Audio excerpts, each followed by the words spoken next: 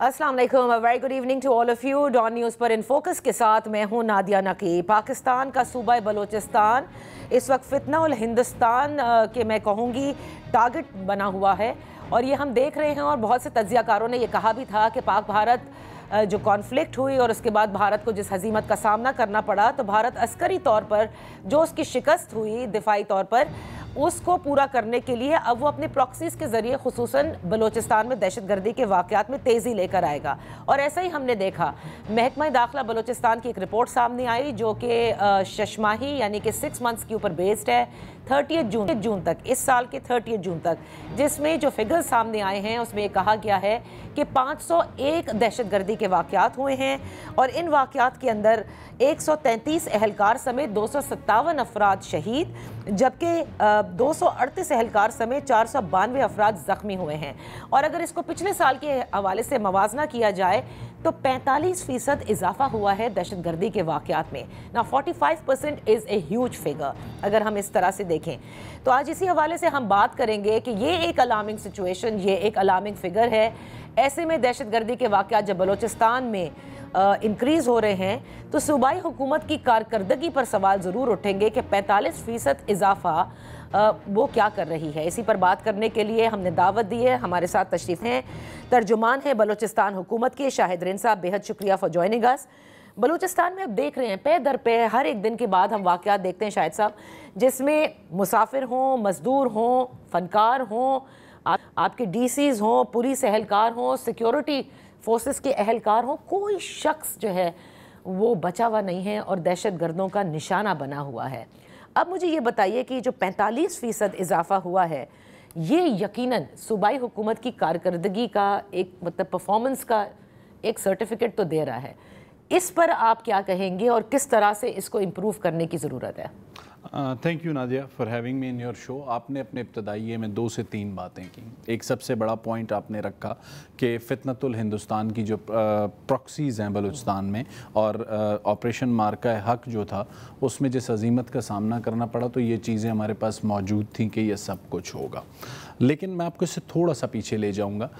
नादिया देखें, बलूचिस्तान में एक रिवायत रही, आपने भी देखी, गुज़िश्ता 2 दहाइयों से जिस सूबे में दहशतगर्दी हो, जिस सूबे में दहशतगर्दी का अफरियत जो है ना वो किसी के काबू में ना हो, वहाँ की माजी की पॉलिटिकल गवर्नमेंट्स की ये अप्रोच रही कि ये जंग दहशतगर्दों और सिक्योरिटी फोर्सेस के दरमियान है। और कोई भी जंग हो, चाहे वो दहशतगर्दों के साथ हो या किसी और चीज़ पर हो, जब तक उसे पॉलिटिकल ओनरशिप हासिल ना हो, जब तक उसे अवामी सपोर्ट हासिल ना हो, आप अपने मुखालिफ को, अपने दुश्मन को शिकस्त नहीं दे सकते। मौजूदा सूबाई हुकूमत जिस वक्त आई मार्ज़ वजूद में, उसके बाद सबसे पहली चीज़ जिसको एड्रेस करने की कोशिश की प्रोविंशियल गवर्नमेंट ने, वो था law and order. Law and order में हमने एक चीज़ असिस्ट की प्रोविंशियल गवर्नमेंट ने कि जो ढांचा है रियासत का, डिस्ट्रिक्ट एडमिनिस्ट्रेशन की सूरत में, पुलिस की सूरत में, उनका एक रोल बनता है इस सारी चीज़ को काउंटर करने के लिए, यानी काउंटर टेररिज्म के साथ साथ बाकी भी जो रोल हैं। अगर एक डिप्टी कमिश्नर ने एक तंजीम को नोटिस देना है, किसी महकमे के सेक्रेटरी ने किसी एक नोटिफिकेशन पे साइन करने, गुज़िश्ता 2 दहाइयों से उस पर कोई काम नहीं हुआ। जिसके नतीजे में एक प्रोविंशियल एक्शन प्लान, जिस तरीके से आपके पास एक नेशनल एक्शन प्लान है काउंटर टेररिज्म के लिए, सूबाई हुकूमत ने उसको सामने रखते हुए उसके अंदर जो चीज़ें बेहतर करने की ज़रूरत थी उनको बेहतर करते हुए एक प्रोविंशियल एक्शन प्लान तरतीब दिया। अब सवाल ये है कि प्रोविंशियल एक्शन प्लान कितने फेजेस में था? इसके 2 से 3 फेजेस हैं। फर्स्ट फेज़ में जिस चीज़ को सूबाई हुकूमत एड्रेस कर रही है वो ये था कि डिस्ट्रिक्ट एडमिनिस्ट्रेशन का रोल क्या है। डिस्ट्रिक्ट एडमिनिस्ट्रेशन में police, deputy commissioner, assistant commissioner, तहसीलदार, क्या वो अपनी जिम्मेदारियां इस सारी सूरत हाल को, लॉ एंड ऑर्डर को मेंटेन करने के लिए पूरी तरह से अदा कर रहे हैं या नहीं कर रहे हैं? इसकी असेसमेंट के बाद एक चीज़ सामने आई कि एक ही डिस्ट्रिक्ट में 2 पैरेलल निज़ाम है। एक तरफ डिप्टी कमिश्नर के मातहत लेवीज़ है, दूसरी तरफ SP के मातहत पुलिस है, और पुलिस के पास हार्डली शहर के 10 किलोमीटर का इलाका है और बाकी rest of the district is with levies. किसी भी हमले की सूरत में रिस्पॉन्ड किसने करना है? ठीक है। लेवीज ने करना है, पुलिस ने करना है, फ्रंटियर कोर ने करना है। उन तमाम चीज़ों को हमने असेस किया कि कहाँ कहाँ पे कोताहियाँ हो रही हैं, कहाँ कहाँ पे गलतियाँ हो रही हैं। उसके नतीजे में प्रोविंशियल एक्शन प्लान के तहत लेवीज को पुलिस में जम करने जा रहे हैं ताकि एक चेन ऑफ कमांड हो, एक तरह से रिस्पांस आए, ताकि कंफ्यूजन ना हो। करने जा रहे हैं, व्हिच मींस कर चुके हैं। अच्छा, कर चुके हैं। पहला फेज हम लेवीज के मर्जर का 3 डिवीजन्स का कर चुके हैं। दूसरा फेज अगले 3 से 4 महीनों में करेंगे और उससे आखिरी फेज हार्डली 1 से 1.5 साल में। देखिए सवाल ये एक पॉइंट और जो ऐड करना चाहूंगा, उसके बाद आपको मैं सवाल लेता हूँ। तीसरा पॉइंट ये है कि बलूचिस्तान में जो ट्रांसफर एंड पोस्टिंग्स पे एक पॉलिटिकल इन्फ्लुएंस होता था और गुज़िश्ता 2 दहाइयों से रहा, उसका एक इम्पैक्ट ट्रिकल डाउन जो है ना हर चीज़ में आ रहा होता था। आज मौजूदा सूबाई हुकूमत डिप्टी कमिश्नर से लेके एसपीज़ तक की पोस्टिंग पे, मैं ये नहीं कहता कि 100% merit, but we are trying our best कि 90% हम मेरिट को टच करें। इस सारे स्टेप्स को जब लेते हुए प्रोविंशियल एक्शन प्लान के तहत हमने बॉर्डर्स पे, सबसे बड़ा मसला बलूचिस्तान में काउंट होता है स्मगलिंग का। ठीक है। लॉ एंड ऑर्डर के साथ रिलेट करता है, फिर उसी की टेरर फाइनेंसिंग रिलेट होती है। स्मगलिंग को रोकना ना तो लेवीज की जिम्मेदारी थी ना पुलिस की, लेकिन उनकी चेक पोस्टों पर भत्तों की शिकायत आती रही। सही। चीफ मिनिस्टर बलूचिस्तान ने डे 1 प्रोविंशियल एक्शन प्लान में इस चीज़ को रखा कि लेवीज और पुलिस का कोई काम नहीं है कि वो स्मगलिंग को रोकें। This is the responsibility of Pakistan customs. Pakistan customs, if उनके पास ह्यूमन रिसोर्स शॉर्ट है, FC will provide them human resource और बैकअप सपोर्ट, लेवीज, लेकिन लीड जो है वो पाकिस्तान कस्टम्स करेगी, जिसके नतीजे में बहुत सी ऐसी चेक पोस्ट हैं जो सिर्फ भत्ते के नाम पे कायम थी, वो ख़त्म कर दी गई। इस वक्त एंटी स्मगलिंग का काम जो है वो कस्टम्स कर रही है। एंटी टेररिज्म का जो काम है वो CTD की सरबराही में पुलिस, लेवीज और फ्रंटियर कोर ऑलरेडी वहाँ पर मौजूद है, तो उन्होंने करना है। पहली मरतबा फेडरल गवर्नमेंट से काउंटर टेररिज्म डिपार्टमेंट के लिए मौजूदा सूबाई हुकूमत ने 10 अरब रुपए मंजूर करवाए, क्योंकि इनकी इस्तेदादकार में इजाफा करना है, इनको हाईली इक्विप्ड करना है। अब ये देखिए, मैंने आपकी ये सारी इस्तेदा भी सुन ली कि जो आप लोग काम कर रहे हैं, इस सारे काम के बावजूद 45% पिछले साल के मुकाबले में अगर बढ़ जाए, अब तो पॉलिटिकल ओनरशिप भी है, peoples party, PMLN, Jamaat Islami हुकूमत का हिस्सा, ऑपोजिशन में JUI भी है और दीगर जमातें हैं, एंड आई एम श्योर कि ये सब भी चाहते हैं कि बलूचिस्तान में अमन हो। नादिया एक और, तो ये पॉलिटिकल ओनरशिप तो होगी ना। आई एग्री, पॉलिटिकल ओनरशिप पहली मर्तबा आई है। इससे पहले इसी सूबाई हुकूमत के एक वजीर आला ने फ्लोर ऑफ द हाउस खड़े होकर सूबे के IG को ये हिदायत दी कि ये जो लोग बाहर बैठे एहतजाज कर रहे हैं, आप इन्हें हाथ नहीं लगाएंगे, ये हमारे बच्चे हैं। ठीक है। उस वक्त तो किसी तंजीम की सूरत में मौजूद नहीं थे, उसके कुछ अरसे बाद वो एक तंजीम की सूरत में BYC बन गए, उसके बाद वो एक तंजीम की सूरत में मारज़े वजूद में आए। इससे पहले 2 दहाइयों में जो एक जिसे कहते हैं ना कंफ्यूज्ड सिचुएशन में सारी चीज़ को लेके आगे चला गया, उसका नतीजा क्या निकला? Heavy recruitment for terrorist.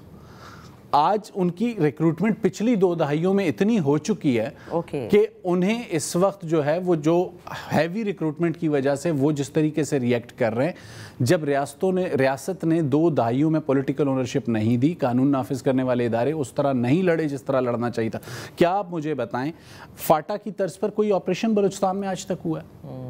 नहीं हुआ। तो उसके नतीजे में और इस वक्त जितनी हजीमत का हिंदुस्तान को सामना करना पड़ा है, हमें 2 चीज़ों का चैलेंज रहा।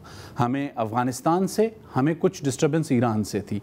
दोनों को बहुत तरीके के साथ मिनिस्ट्री ऑफ फॉरेन अफेयर्स के लेवल से वहाँ टेकअप किया गया और हमें उम्मीद है आने वाले दिनों में अफगानिस्तान और ईरान का जो इस पे रिस्पांस होगा वो पॉजिटिव होगा और उस पॉजिटिव रिस्पांस के इम्पैक्ट्स आएंगे। तो ये जो हालिया वेव है ये ज़रूर एक बार बढ़ेगी और ये माजी में भी बढ़ती रही है।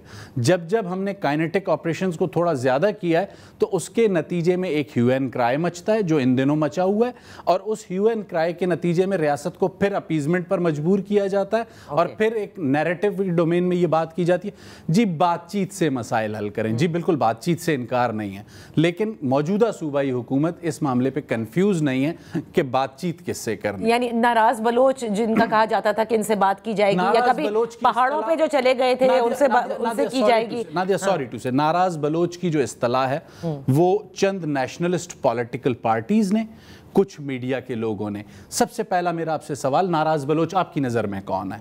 وہ جو بیرل آف گن سے بات کر رہا ہے یا وہ جو آپ سے کہہ رہا ہے کہ مجھے روٹی چاہیے, نوکری چاہیے, پانی چاہیے, ملازمت چاہیے.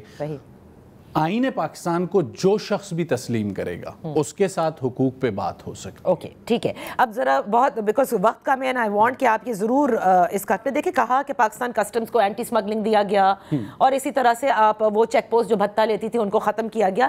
سوال لوگوں کا سوشل میڈیا پر بھی ہے کہ سمگلنگ کا سارا سامان جو ہے وہ بڑے آرام سے پہنچ جاتا ہے ہر صوبے میں اور اویلیبل ہے, آپ کو بھی پتہ ہے بلوچستان میں, کراچی میں, سندھ تک آ جاتا ہے, لیکن بیچارے مزدور جو ہے وہ سیفلی نہیں پہنچ سکتے پنجاب تک. اچھا, یہ کتنی عجیب بات ہے. مزدور نہیں پہنچ سکتے. ابھی آپ نے اپنے ابتدائیے میں ایک گفتگو کی کہ قوال سے لے کے عام مسافر تک محفوظ نہیں ہے.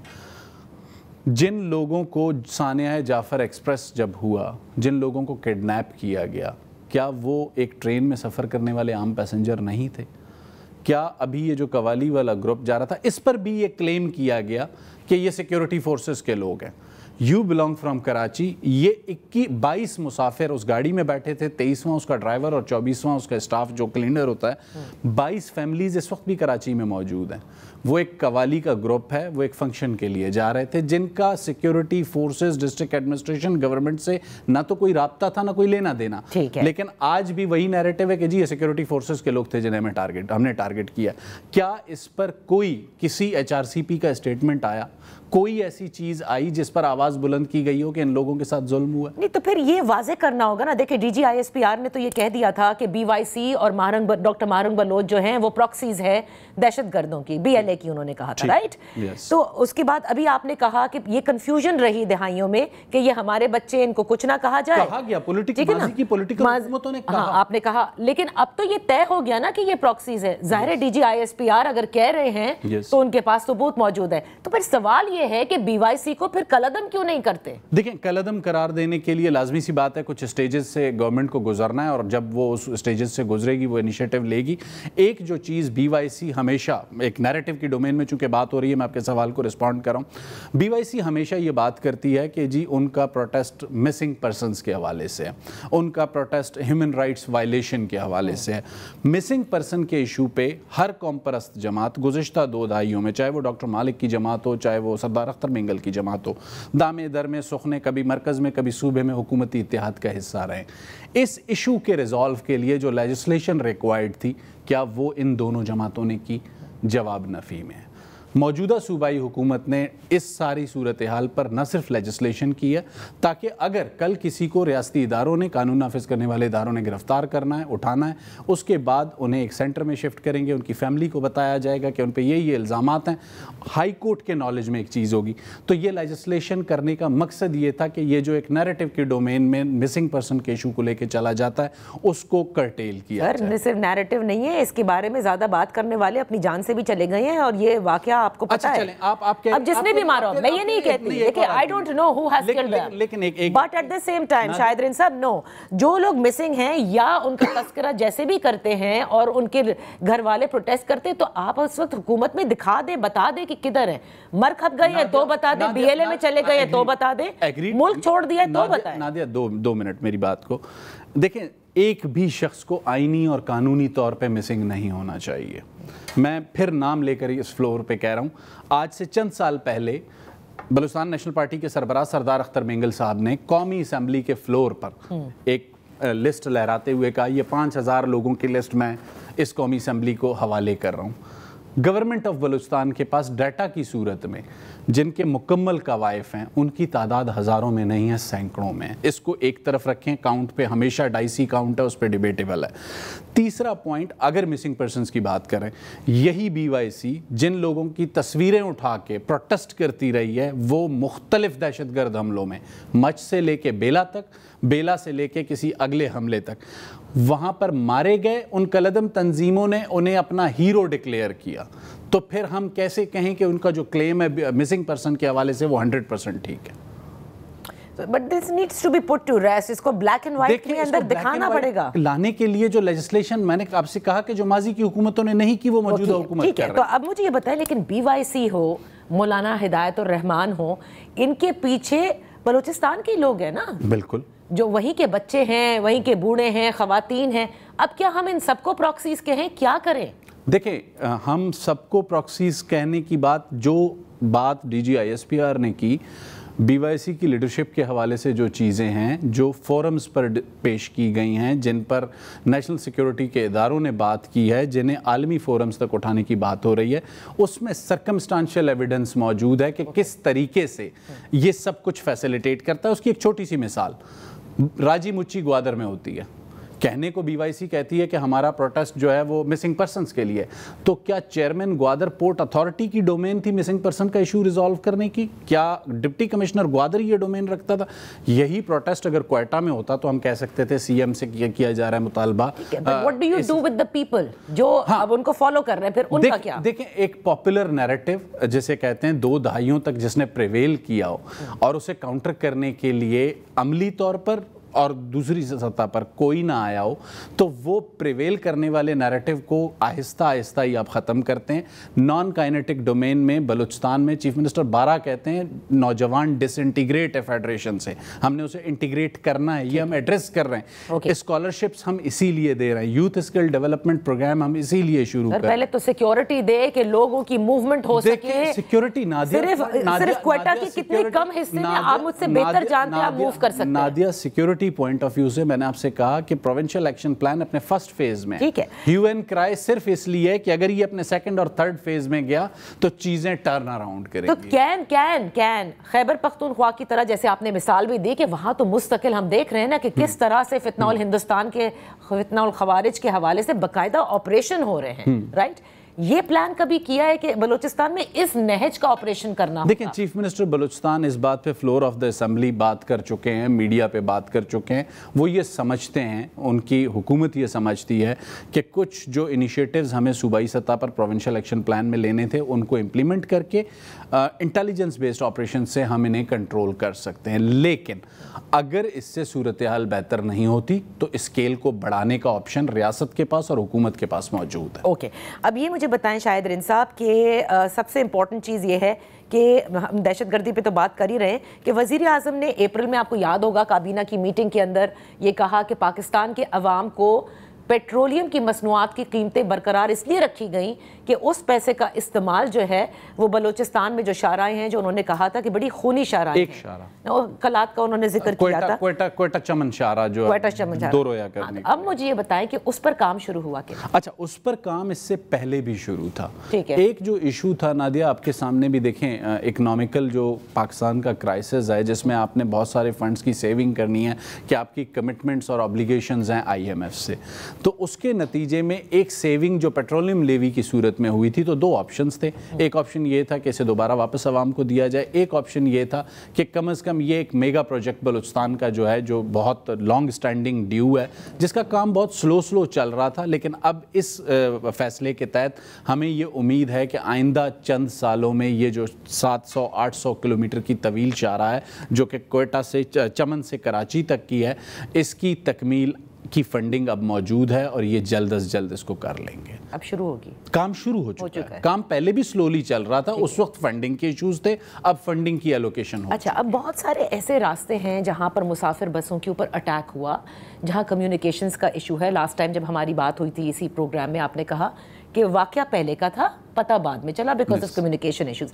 ان کمیونیکیشن ایشوز کو بلوچستان میں کب ایڈریس کیا جائے گا؟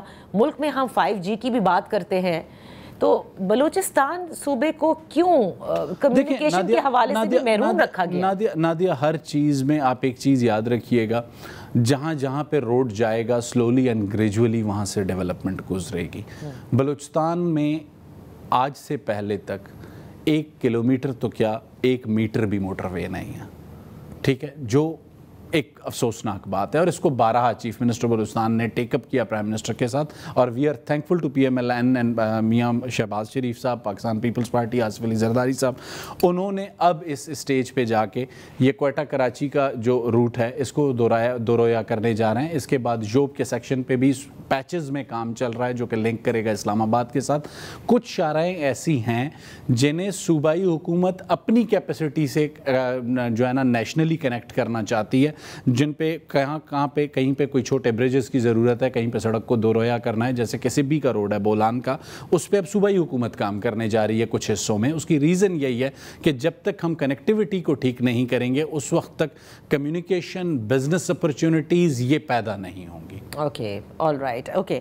अच्छा, तो अब ये जो, क्योंकि आप कम्युनिकेशन का भी जिक्र कर रहे हैं और बसेस का भी हमने हवाला दिया, ये भी अभी खबर आई थी कि जिसमें ट्रांसपोर्ट के सर्विसेज को, चाहे वो इंट्रा सर्विसेज हों या इंटर प्रोविंशियल हों, उनसे कहा गया है कि बस के अंदर 2 सिक्योरिटी गार्ड्स की तैनाती, ये महकमा दाखिला की तरफ से डीसीज को कहा गया था। यू रियली थिंक कि बीएलए के आगे ये 2 सिक्योरिटी गार्ड्स हर बस के अंदर बचा सकेंगे लोगों को? एटलीस्ट नादिया, इस वक्त जो हमारे पास, देखें आप ये शॉर्ट टर्म की बात कर रहे हैं, मैंने आपसे कहा कि लॉन्ग टर्म में प्रोविंशियल एक्शन प्लान का फेज़ 2 और फेज़ 3 है, जिसमें काउंटर टेररिज्म डिपार्टमेंट के लिए 10 बिलियन की फंडिंग रखी गई है। लोगों को हायर करें, बलूचिस्तान से ही करें। ये सारी चीज़ें उसी का हिस्सा है। उसमें एफसी के विंग्स रेज होंगे, उसमें काउंटर टेररिज्म डिपार्टमेंट को जो वेपनरी चाहिए, जो गैजेट्स चाहिए, वो उनको फराहम किए जाएंगे। अब तक की जो सूरत हाल ये है, देखें अफ़गानिस्तान में जो भी अफ़गानिस्तान की सिचुएशन डेवलप हुई पिछले चंद सालों में, उसके नतीजे में यूएस विड्रॉल के बाद कितना हथियार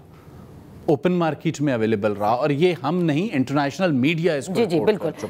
सो ये अभी आप कह रहे हैं कि जब तक कि ये तमाम नेशनल एक्शन प्लान पूरी तरह से, प्रोविंशियल एक्शन प्लान पूरी तरह से इम्प्लीमेंट नहीं हो जाता, जब तक ये तमाम एक्स्ट्रा मेजर्स आप लोग ले रहे हैं टू अवॉइड सच एक्सीडेंट्स और ये दहशतगर्दी के अटैक्स। एक्शन प्लान लाजमी सी बात है, उसे हमें 3 मरहलों में या 4 मरहलों में मुकम्मल करना है, लेकिन इस दौरान जो चीज़ें हमें लगेगा कि इस स्टेज की इम्प्लीमेंटेशन में ये लूप होल्स आए हैं, हम उसको अगले फेज में कवर करते जाएंगे। बहुत बहुत शुक्रिया शाहिद रिन साहब for being with us on the show. हुआ है एक ब्रेक के बाद जब वापस हाजिर होंगे तो अमेरिका की जानिब से पहलगाम वाक़े में जिस दहशतगर्द ग्रोह ने पहले जिम्मेदारी कबूल की, बाद में ये कहा कि उनका अकाउंट हैक हो गया था, उसको दहशतगर्द, जो आलमी दहशतगर्द तंजीमों की लिस्ट है उसमें डाल दिया है। इस पर पाकिस्तान का रद्द अमल भी आया है, इस पर बात करते हैं।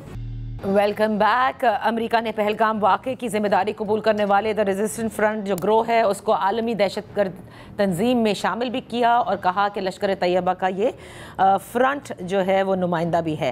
पाकिस्तान के दफ्तर ख़ारजा ने इस हवाले से एक रिबटल भी दिया और लश्कर तैयबा का जिक्र करते हुए कहा कि इस तंजीम का किला कमा कर चुका है पाकिस्तान, जो सब जानते भी हैं।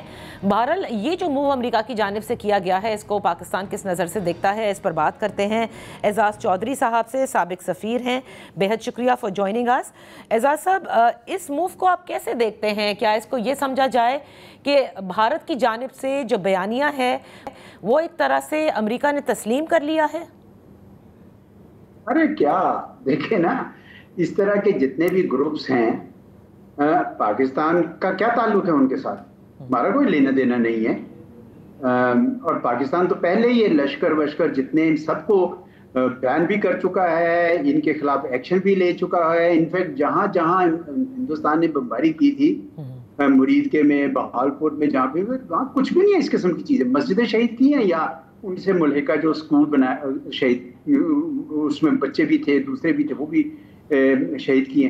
तो ये तो अगर अमेरिका ने किया तो खूब किया, हम भी कर देंगे उसको, क्योंकि हमारा तो कोई लेना देना नहीं उनके साथ। इस किस्म के अगर कोई भी ग्रुप हैं तो वो उसको, ठीक है, हिंदुस्तान ने कहा होगा जी इसको कर दें, तो हम भी बैन कर देंगे। मेरा नहीं ख्याल कि हमारा कोई उसके साथ लेना देना है। और उससे हिंदुस्तान ने तो सबूत देना है कि पाकिस्तान का क्या ताल्लुक है, हमारा क्या ताल्लुक है उस तंजीम के साथ, या किसी भी तंजीम के साथ, या पहलगाम के वाक़े के साथ। तो मैं नहीं समझता कि इस बात में कोई हकीकत है कि जी उनका वो उन्होंने मान लिया है। सिर्फ उनको ये है, तसल्ली दी है उन्होंने कि जनाब ये देखें हमने इसको बैन कर दिया, तो पाकिस्तान भी बैन कर, सारे बैन कर रहे हैं इसको।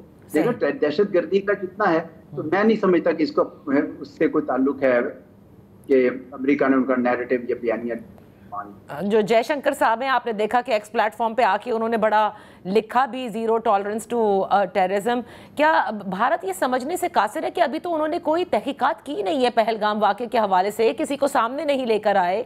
और जिस ग्रोह का वैसे उन्होंने जिक्र भी किया है, पहले उस ग्रोह ने तस्लीम किया, बाद में उस ग्रोह ने यह भी कहा कि हमारा अकाउंट हैक हो गया था।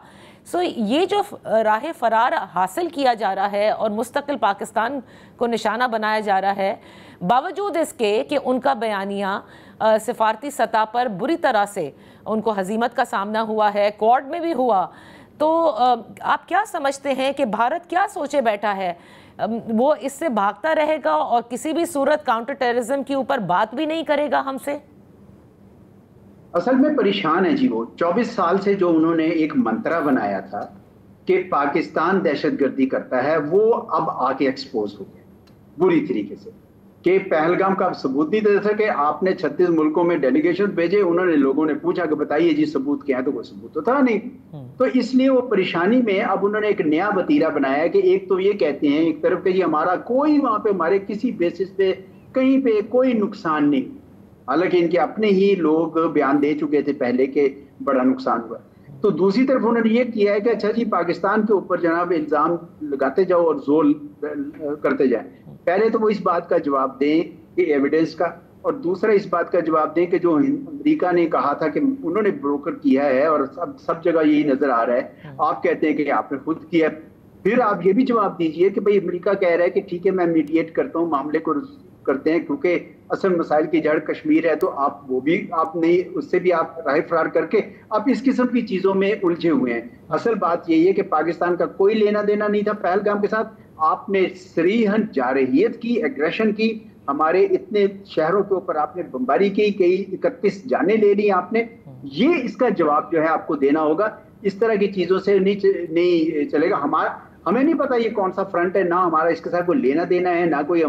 اگر وہ کہتے ہیں کہ ہماری ویب سائٹ ہے کوئی تھی، جو بھی کہتے ہیں، یہ ان کا اور ہندوستان کا مسئلہ ہے، پاکستان کا کوئی اس کے ساتھ تعلق نہیں. اچھا، اور دیکھیں جس طرح سے وہ سیز فائر کے حوالے سے ابھی تک انکاری ہیں، جبکہ امریکی صدر ایک بار نہیں کئی بار اس کا ذکر کر چکے ہیں. اب تو ڈونلڈ ٹرمپ نے یہ بھی ذکر کر دیا ہے کہ 5 طیارے جو ہیں وہ گرے ہیں.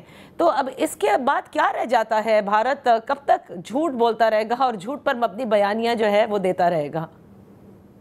میرے خیال میں ان کے ہاں میٹنگ ہوئی اور اس میں انہوں نے یہ طے کیا کہ اب ہم دوبارہ سے ایک زور لگائیں سفارتی سطح پر، کیونکہ ان کو بڑی پسپائی کا سامنا تھا، شکست کا سامنا تھا. تو اس کے بعد سے آپ نے دیکھا کہ اجیت دووال صاحب نے کہا کہ ایک شیشہ بھی نہیں ٹوٹا.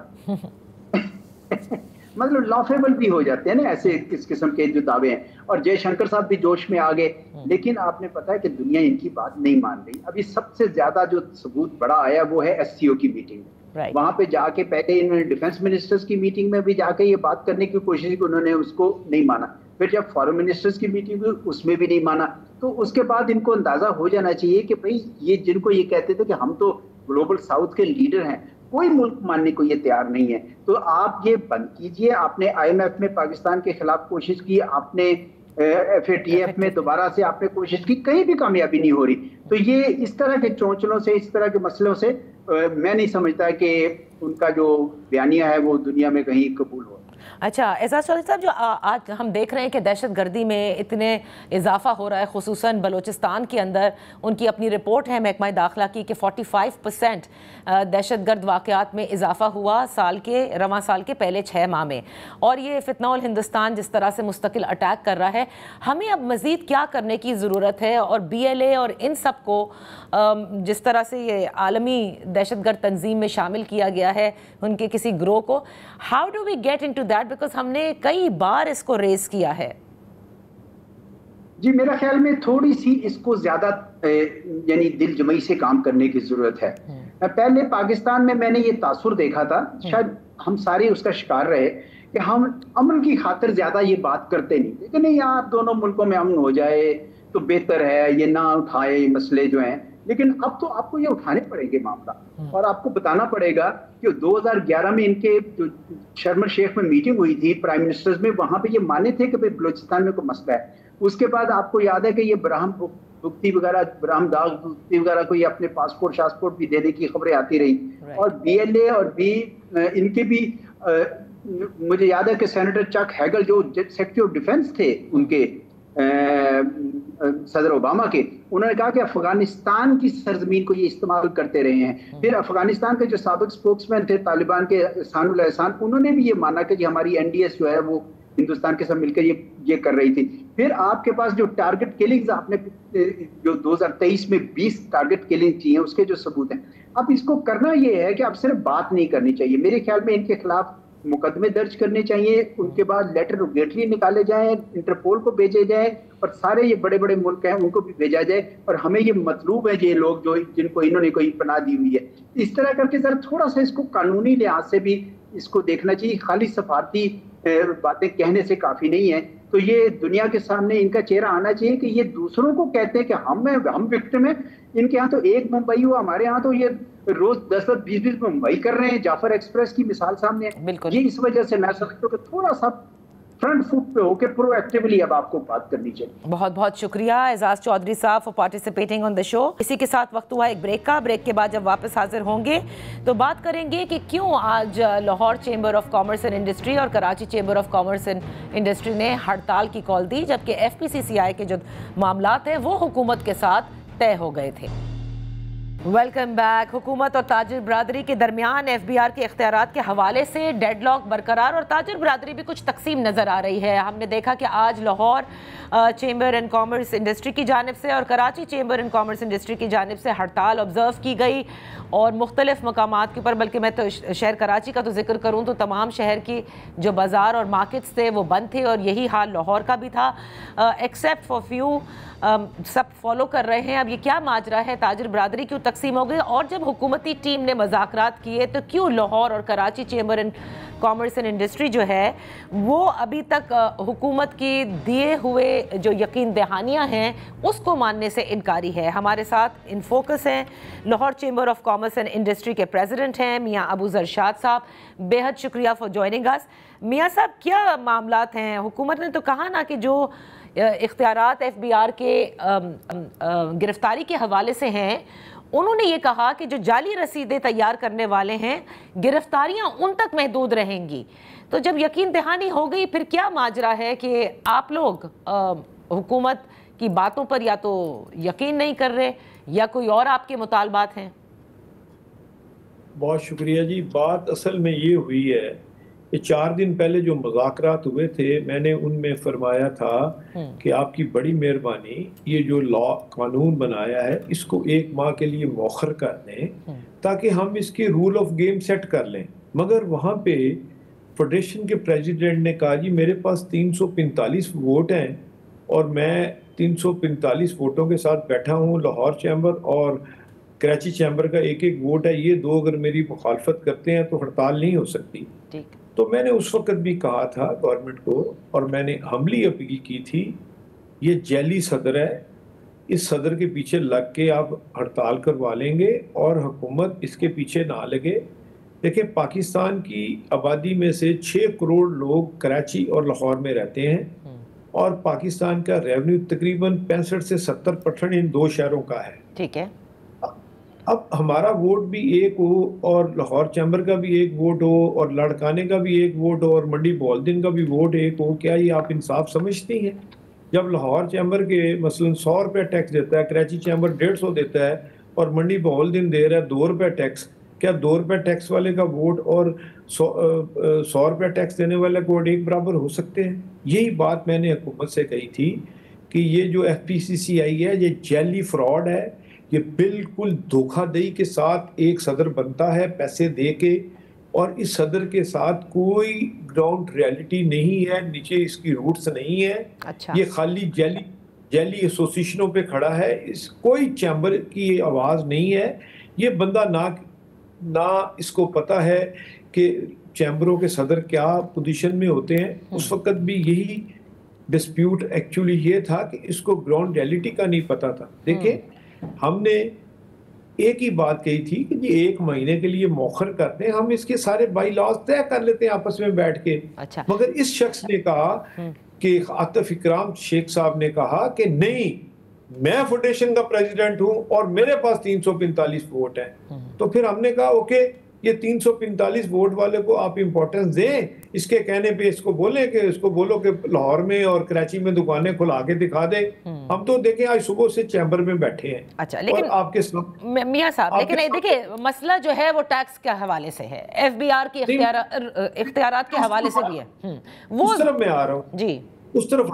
अब देखिए, जब 25 जून को 10 साल के बाद सुप्रीम कोर्ट ऑफ पाकिस्तान ने 37A पे जजमेंट दे दी تو 37AA بنانے کی ضرورت نہیں تھی 26 مئی کو، پہلی بات۔ دوسری بات یہ ہے کہ آپ ای انوائسنگ اور ای بلٹی کی بات کر رہے ہیں، نیٹ تو کام نہیں کر پا رہا، آپ کا انٹرنیٹ سسٹم اتنا ویک ہے کہ آپ ای بلٹی اور ای انوائس کو جب جنریٹ کریں گے تو وہ تو آپ کے پاس سسٹم ڈیولپ ہونے میں بھی 10 سال چاہیے۔ آپ ایک دم اچانک کیسے ای بلٹی اور یہ کر لیں گے اور ای انوائس کر لیں گے؟ انہوں نے مان لیا ٹھیک ہے یہ بات تو ٹھیک ہے جی، جب 2 باتیں مان لیں پھر ہم نے انہیں کہا جی آپ یہ بتائیے کہ 2 لاکھ روپے کے اوپر 20,500 آپ کاٹ لیں گے، اگر بندہ آلو بیچتا ہے، مینگو بیچتا ہے، چاول بیچتا ہے، یا وہ کھاد لیتا ہے یا اینٹیں خریدتا ہے، اس میں تو سیل ٹیکس نہیں ہے، تو آپ کیسے اس ٹرانزیکشن کو ویریفائی کریں گے؟ پھر ارون اختر صاحب میری بات سمجھ گئے، انہوں نے مان بھی لیا کہ بات ٹھیک ہے، تو اسی لیے ہم نے سوچا کہ ہم اس کو پیرا وائز کمنٹس بنائیں، ایٹم وائز کمنٹس بنائیں۔ یہ ملک میرا بھی ہے، آپ کا بھی ہے، اگر ٹیکس لوگ نہیں دیں گے تو حکومت کیسے چل پائے گی؟ ہم IMF کا بوجھ کیسے اتاریں گے؟ ہم قرضے کیسے دیں گے؟ ہم اپنی ایکسپورٹ کیسے بڑھائیں گے؟ ہم لوکل انڈسٹری کو کیسے جنریٹ کریں گے؟ ان سب باتوں کے لیے ہمیں حکومت کا اور حکومت کو ہماری ضرورت ہے، اور ہم پرائیویٹ سیکٹر آپ کے سامنے ہے کہ ہر وقت آپ کو لیبر جنریٹ کر کے دیتا ہے، اور ہماری اگر بات میں وزن نہیں ہے تو پھر عاطف اکرام صاحب کو کہیں کہ آج کی ہڑتال بند کرا لیتے۔ اچھا اب عاطف اکرام کو چھوڑتے ہیں، اب آتے ہیں، آپ میری بات سنیں، میں ہوں ایک سیلریڈ کلاس، میری اوپر حکومت ٹیکس لگاتی ہے اور ہم دیتے ہیں، اور آپ نے شاید پڑھا ہوگا، آپ کی نظر سے بھی وہ رپورٹ گزری ہوگی کہ سیلریڈ کلاس نے جتنا ٹیکس ان سے کلیکٹ کیا گیا اتنا تو ایکسپورٹرز سے بھی نہیں ہوا، یہ آپ نے پڑھا ہوگا۔ تاجر برادری کا مسئلہ مجھے سمجھ میں نہیں آتا، جب ٹیکس کی بات ہوتی ہے، میں یہ نہیں کہہ رہی کہ سب کے سب اس میں انکلوڈنگ ہے، ریٹیلرز کی بات کریں، ہڑتال کا ہمیشہ یہ کہا گیا، ان کے لیے ٹیکس وہ 2 اسکیم جو لانچ کی گئی تھی وہ بھی فیل ہو گئی، ایک فکس ٹیکس رکھ لیا جائے یہ کہا جاتا ہے، اس میں بھی سب لوگ نہیں آتے۔ تو بھائی جب آپ سب لوگ مل کر اگر کسی اور ملک میں جہاں پر ٹیکس کا کلچر ہے وہاں پر فنکشن کر سکتے ہیں تو پاکستان میں کیوں نہیں دے سکتے ٹیکس جو کہ ڈیو ہے؟ یہ سب سے امپورٹنٹ چیز ہے، what is due has to be given, simple. اب سن لیجئے، میں کہتا ہوں کہ اس وقت 4 کروڑ لوگ بھیک مانگتے ہیں اور 7 کروڑ اس بھیک سے منگا ہوا کھانا کھاتے ہیں۔ جو بھیک مانگتا ہے وہ بھی ٹیکس دیتا ہے۔ آپ پوچھیں کیسے؟ دیکھیں جب وہ صبح باتھ روم جاتا ہے، لائٹ آن کرتا ہے تو بجلی پہ ٹیکس دیتا ہے، جب وہ پانی کھولتا ہے تو ٹیکس دیتا ہے، جب وہ صابن استعمال کرتا ہے تو ٹیکس دیتا ہے، جب وہ ٹاول استعمال کرتا ہے اس پہ ٹیکس دیا ہوا ہے۔ آواز آ رہی ہے میری؟ بالکل بالکل، میں اس سے اگری کر رہی ہوں، ہم سب دیتے ہیں، یہ پاس آن ٹیکس GST جو ہے سب دے رہے ہیں۔ اب سنتے جائیے، اب جب وہ ٹاول استعمال کرتا ہے ٹیکس دیتا ہے، جب وہ اپنا نام کپڑے پہنتا ہے اس پہ ٹیکس دیتا ہے، جب وہ جوتے پہنتا ہے اس پہ ٹیکس دیتا ہے۔ یہ تو ایک وہ بندہ جو مانگ کے کھانا کھاتا ہے وہ ٹیکس دیتا ہے۔ آپ کیسے کہتے ہیں لوگ ٹیکس نہیں دیتے؟ اصل میں اکاؤنٹبلٹی کا پرابلم ہے، آپ اکاؤنٹ چیک نہیں کرتے۔ اب ٹیکس نہ دینے کی بات سن لیں، اس وقت 10 کروڑ 53 لاکھ اکاؤنٹ ہولڈر ہیں ٹوٹل 55 بینکوں میں۔ ٹھیک، اگر ایک بندے کے 4 اکاؤنٹ بھی ہوں تو 2.5 کروڑ بندہ جو ایسا ہے اس میں سے 50 لاکھ آپ کا ٹیکس پیڈ ہے، اور 2 کروڑ بندہ آپ کو ایک 24 گھنٹے میں ٹیکس نیٹ دیا جا سکتا ہے۔ اگر میں FBR کا ایڈوائزر ہوں یا میں FBR بھی بیٹھا ہوں تو میں 24 گھنٹے میں ان کو ٹیکس نمبر دے کے ٹیکس لینا شروع کر دوں گا۔ اصل بات یہ ہے، یہ حکومت کا کام ہے، اسٹیٹ بینک کا کام ہے اور بینکوں کا کام ہے اور FBR کا کام ہے، تینوں ایک جگہ بیٹھ جائیں۔ فرض کیا MCB بینک ہے یا یونائٹڈ بینک ہے، آپ اس کے تمام اکاؤنٹس ہولڈر کی لسٹ نکالیں اور ان کو NTN نمبر، ان کے پاس NIC نمبر ہے، اسی کو ٹیکس نمبر جاری کر دیں اور ادھر ہی آپ کو پتہ چل جائے گا ٹیکس کون دیتا ہے۔ اب مسئلہ رہا بات یہ کہ دنیا میں 3 فیز میٹر لگ ہی اس کو سکتا ہے، انڈسٹریل میٹر یا بڑا میٹر جو ٹیکس پیئر، آپ کیوں نہیں ان کے کنیکشن کاٹتے؟ بات یہ ہے کہ آپ ایڈوائزر صحیح رکھیں گے تو آپ کو صحیح ایڈوائز کرے گا نا۔ جب آپ ایڈوائزر ہی مانگ تانگ کے رکھیں گے، چاچا ماما پھپھا رکھیں گے تو آپ کو کیا بتائے گا؟ ہمارا ایشو اس وقت یہ ہے کہ گورنمنٹ کو پروفیشنل لوگ لانے چاہیے جو آپ کو صحیح ایڈوائز کریں کہ سر یہ کام غلط ہے، یہ کام صحیح ہے. اگر میں فرض کیا سپوز میں وزیر خزانہ ہوں تو میں نے اگر ٹیکس لینا ہے تو میں فوری طور پہ تمام تاجر تنظیموں کو بلاؤں گا کہ ابھی یہ ملک چلانا بتاؤ کیسے چلائیں. کیسے نہیں وہ ٹیکس دیں گے. بات یہ ہے جب آپ گھر بیٹھے یہ قانون بنا لیتے ہیں تو لوگ اس سے انائے ہوتے ہیں. آپ مل کے مشاورت سے ٹیکس لیں. یہ ہڑتال کب تک آپ جاری رکھیں گے پہلے یہ بتائیے، یہ دونوں چیمبرز؟ ہڑتال ہمارے انشاءاللہ ماشاءاللہ میسیجز گورنمنٹ کی طرف سے آ گئے ہیں. میرا خیال ہے کہ ہڑتال ہماری 6 بجے آج ختم ہو گئی ہے اور اب انشاءاللہ امید ہے کہ ہم جب تک ہمارے مذاکرات اب انشاءاللہ اگلے ہفتے میں ہو رہے ہیں دوبارہ، اس میں ہم ساری چیزیں سیٹل کر لیں گے. امید ہے کہ ہم ٹیکس دینا چاہتے ہیں، ٹیکس لے کے رہیں گے اور گورنمنٹ کو ٹیکس دلوا کے رہیں گے، مگر بائی لاز ہونے چاہیے، یہ نہیں کہ ڈبل ٹیکسیشن ہو جائے. بہت شکریہ. لیٹس سی آپ کے جب مذاکرات ہوں گے کیا ٹیکسیشن کے نظام پہ آپ لوگ اگری کرتے ہیں، اس پر میں ضرور آپ سے انشاءاللہ اگلے ہفتے دوبارہ بات کروں گی. یہاں پر وقت ہوا ہے ایک بریک کا. بریک کے بعد جب واپس حاضر ہوں گے تو سینٹ الیکشنز پر بات کرتے ہیں. Welcome back. Khyber Pakhtunkhwa senate elections کے حوالے سے بات کرتے ہیں پاکستان تحریک انصاف کے سینئر رہنما شوکت یوسف زئی صاحب سے. بہت شکریہ فار جوائننگ اس. شوکت یوسف زئی صاحب، گزشتہ روز تو بڑا ہیپننگ ڈے رہا. سب کی نظریں پاکستان تحریک انصاف کے خیبر پختونخوا کے تنظیمی ڈھانچے کے اوپر تھی کہ ناراض امیدواروں کو بالآخر منا لیا گیا. بسم اللہ الرحمن الرحیم. دیکھیں اس وقت جتنے بھی لوگ ہیں نا وہ سارے پارٹی کے لوگ ہیں، ٹائم ٹیسٹڈ لوگ ہیں. دیکھیں ان کے گلے شکوے ہوں گے اور گلے شکوے جائز بھی ہیں، لیکن یہ کہ بالآخر ظاہر ہے پارٹی کا جو وہ ہے وہ سب سے مقدم ہے. پارٹی ڈیسیجن ظاہر ہے کوئی بھی پارٹی کو نقصان نہیں پہنچانا چاہتا. ٹھیک ہے کہ یہ ایک کوشش ہوتی ہے ہماری پارٹی کے اندر یہ کہ ہر کوئی اپنی بات کھل کر کہہ سکتا ہے. پوری کوشش کی گئی کہ جمہوری طریقے سے اپنی بات منوائی جائے. تو اگر مل بیٹھ کے مسئلہ حل ہو گیا ہے تو یہ اچھی بات ہے نا.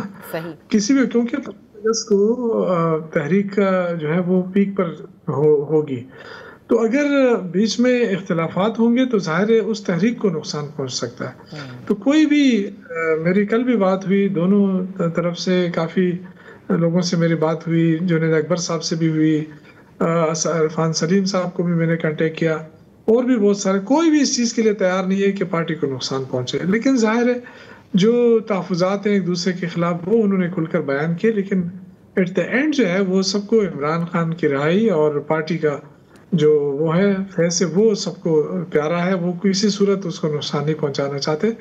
تو بل بیٹھنا ہی فائنل تو یہی تھا. اگر یہ ہو گیا بات ہے یہ بہت اچھی.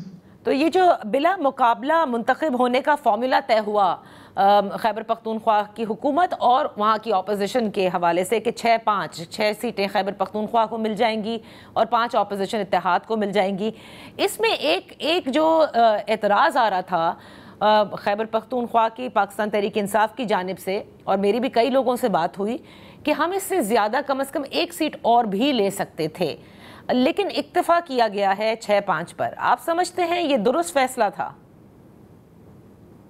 دیکھیں یہ تو آپشنز ہو سکتی ہے نا، کہ یہ بھی ہو سکتا تھا ہماری سیٹ کم بھی ہو سکتی تھی، کیونکہ جو اس وقت حالات ہیں ارادے تھے نہیں، ارادے ہمیشہ سے رہے. آپ کو پتا ہے کہ پیسہ چلتا ہے اور پیسے والے لوگ موجود بھی تھے میدان میں. تو اگر اس مقصد کے لیے کہ جی کرپشن ختم ہو جائے، ہارس ٹریڈنگ کو روکا جائے، تو یہ ایک اچھا اقدام میں کہہ سکتا ہوں. صحیح. لیکن اگر آپ کہہ رہے ہیں نا، بالکل ہماری اس میں کوئی شک نہیں تھا. ہم اگر وہ ہارس ٹریڈنگ نہ کرتے اور اسی کے پہ اتفاق کرتا، ظاہر ہے ان کے 43-45 ہیں، ہمارے 93 ہیں، تو یہ ڈیفینیٹلی ہم زیادہ نشستیں لے جا سکتے ہیں. لیکن یہ کہ یہ تو پھر وہ ہے نا کہ ہارس ٹریڈنگ تو ہوتی ہے ہر صورت میں. تو اگر ہم نے ہارس ٹریڈنگ روکنا ہے تو اس میں میرے خیال سے دیکھیں یہ سینٹ جو ہوتا ہے نا، یہ صوبے کی نمائندگی ہوتی ہے. تو ٹھیک ہے اگر صوبے کی نمائندگی کوئی بھی کر لے، لیکن اگر کرپشن رک جائے اور یہ جو پیسوں کی ریل پہلے رک جائے اور یہ جو بدنامی ہوتی ہے پورے صوبے کی، اگر وہ اس پہ میرے خیال سے تو یہ اچھا ڈیسیجن میں اس کو کہہ سکتا ہوں. کیونکہ میں نے جو اس وقت تک کوئی ایسی صورتحال نہیں تھی. میں 5-6 دن پہلے جب میں مختلف چینلز کے اوپر تھا تو میں نے یہ تجویز بھی دی تھی کہ کسی نے مجھ سے یہ سوال کیا کہ اپوزیشن والے سارے مل بیٹھ کر اپنا فیصلہ کر رہے ہیں تو حکومت کیا کر رہی ہے، ہماری طرف اشارہ کیا. تو میں نے صرف اپوزیشن کو نہیں بیٹھنا چاہیے بلکہ حکومت اور اپوزیشن دونوں کو بیٹھ کر یہ فیصلہ کر لینا چاہیے کہ کرپشن کو روکنا ہے، پیسوں کی ریل پیل کو تو بالکل آپ نے درست کہا۔ اب تحریک کے حوالے سے ضرور ہمیں بتاتے جائیں کہ وہ 5 اگست جس پہ تحریک کو عروج پر ہونا ہے اس کی کیا تیاریاں ہیں؟ دیکھیں اس کے لیے بالکل تیاریاں شروع ہیں، ہمارے مختلف اضلاع کے اندر آپ دیکھ رہے ہیں ڈیلی بیس سوابی میں کل ریلی ہوئی، اس طرح مختلف ضلعوں کے اندر، ہزارہ کے اندر ہر ایک ضلع نے اپنی ڈیٹ دی ہوئی اور 5 اگست تک یہ ریلیوں کا سلسلہ جاری رہے گا، مظاہرے ہوں گے۔ تو یہ ایک قسم کی موبلائزیشن ہے، شروع ہو چکی ہے، اور موبلائزیشن تو اس وقت سے شروع ہوئی جب پنجاب کا دورہ کیا تھا ہمارے لیڈرشپ نے، جس میں برسٹر گور صاحب، راجہ صاحب، علی امین گنڈاپور صاحب، جنید اکبر خان، یہ سارے لوگ جب اکٹھے ہو کر گئے تھے تو اس کا مقصد یہ تھا کہ وہاں سے انہوں نے آغاز کرنا تھا اور جو پنجاب کے اندر جو خوف تھا اس کو توڑنا تھا اور پارٹی کے ورکروں کو جگانا تھا۔ تو وہاں سے شروع ہو گیا۔ اللہ تعالیٰ 5 اگست کو آپ دیکھیں گے بہت بڑا مطلب ایک قسم کا جو ہے نا ایک شو ہوگا، اور یہ اس لحاظ سے اچھا ہوگا کہ اس میں پوری لیڈرشپ موجود ہوگی، پوری لیڈرشپ موجود ہوگی، ایک بڑا شو ہوگا، لیکن یہ کہاں ہوگا یہ ابھی آپ نہیں ڈسکلوز کر رہے؟ نہیں، ڈسکلوز کرنے کی بات نہیں، ابھی تو دیکھیں نا بہت ساری چیزیں پائپ لائن میں ہیں، بہت ساری چیزیں ایسے آپ کو پتہ ہے، پھر ہمارے خلاف کارروائیاں شروع ہو جاتی ہیں۔ جب ہم پرامن احتجاج کی بات کرتے ہیں تو کہتے ہیں یہ انتشاری ہیں یا پھر آ رہے ہیں، حملہ آور ہو رہے ہیں۔ ہم نے 3-4 تاریخیں چلائی ہیں، سب میں موجود رہا۔ کون سی تحریک ایسی تھی جس میں ہم کہیں جا کے حملہ آور ہوئے اور بیٹھ گئے کہ جی ہم نے اس پہ قبضہ کر لیا؟ ہم نے تو ایسا کچھ بھی۔ یہ جو پرامن احتجاج کا طریقہ کار ہے، کوئی اور طریقہ ہمیں بتا دے کہ جی یہ طریقہ نہیں، یہ طریقہ احتجاج کا ہمیں بتا دے۔ کیا اس سے پہلے اس طرح کے احتجاج نہیں ہوئے ہیں؟ کیا اس صوبے میں ہم نے آزادی نہیں دی ہوئی ہے؟ مختلف یہ جو پی ایم ایل این کے لوگ ہیں، پیپلز پارٹی کے لوگ ہیں، آئے روز ہمارے خلاف بیانات بھی دیتے ہیں، ہمارے خلاف جلسے بھی کرتے ہیں، ہم نے تو کسی کو نہیں روکا۔ لیکن اگر پنجاب میں کوئی بات کرتا ہے، کوئی ایک غریب آدمی بھی یہ کہہ دے نا کہ علی امین گنڈاپور پہ پھول برسائے یا لیڈرشپ کے اوپر، تو ان کو بھی گرفتار کر لیا جاتا ہے۔ تو یہ ہے سیاست کا، وہ انتقامی کارروائیاں کر رہے ہیں پی ایم ایل این والے، اور شریف خاندان کا ایک ٹریک ریکارڈ رہا ہے کہ وہ اپنے اپوننٹ کی وہ سیاست نہیں کرتے، وہ انتقامی کارروائی کرتے ہیں، اور یہ جو اس وقت ہو رہا ہے عمران خان کے ساتھ یا ان کے کارکنوں کے ساتھ، تو یہ سب وہ انتقامی کارروائی کا نتیجہ ہے۔ صحیح، بہت بہت شکریہ شوکت یوسف زئی صاحب فار بینگ آن دی شو۔ اسی کے ساتھ پروگرام کا وقت ختم ہوتا ہے، کل تک کے لیے اجازت دیجیے، اللہ حافظ۔